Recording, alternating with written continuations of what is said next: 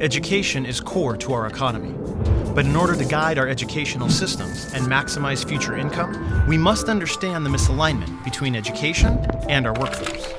In my pursuit of higher education, I have earned 2 bachelor's degrees, 2 master's degrees, and am working on a PhD.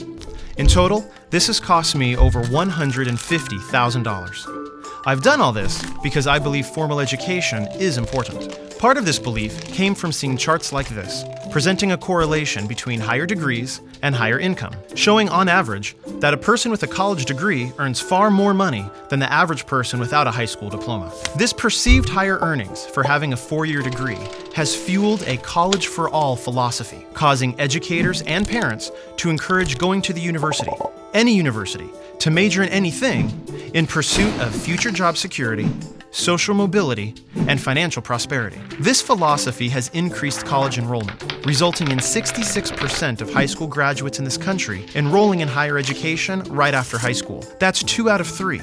Initially, they are deemed the successful ones, but what you won't see advertised is the reality that most drop out, and only a quarter of those that enroll will finish a bachelor's degree. Only after these few graduate do many of them start exploring careers. It is here that they discover that their degree may not have prepared them for the world of work. You may be well educated, but not every degree is direct preparation for employment. This misalignment between degrees and job skills causes half of university graduates to be underemployed in what are called gray-collar jobs, taking positions that do not require the education they have received at a cost that is more than they can afford.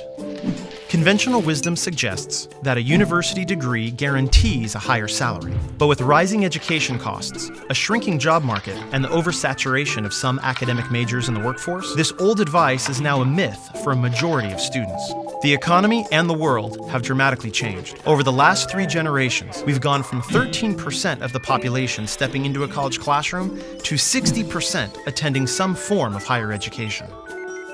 In 1960, when taking into account all jobs in the American economy, 20% required a 4-year degree or higher, 20% were technical jobs requiring skilled training, and 60% were classified as unskilled. But what's the right percentage to meet the labor market demand for tomorrow? In 2018, Harvard University predicts only 33% of all jobs will require a 4-year degree or more, while the overwhelming majority will be middle-skilled jobs, requiring technical skills and training at the credential or associate degree level. A 4-year degree may have many benefits, but think about the people you know who, from an economic perspective, inefficiently spent time and money to get a degree that perhaps they didn't really need for the career they are in. The true ratio of jobs in our economy is 1 to 7. For every occupation that requires a master's degree or more, 2 professional jobs require a university degree, and there are over half a dozen jobs requiring a 1-year certificate or 2-year degree. And each of these technicians are in very high-skilled areas that are in great demand. This ratio is fundamental to all industries. It was the same in 1950, the same in 1990, and will be the same in 2030. The hope for encouraging university education is that as the number of university-trained workers increases, the demand for their services in the workplace will increase as well. Unfortunately, this is not so. The whole pie may get bigger as the labor force and the economy grows, but the ratio will not change. The reality is, there will not be more professional jobs available within the labor market, and some professional jobs have been replaced by technology, or are being outsourced.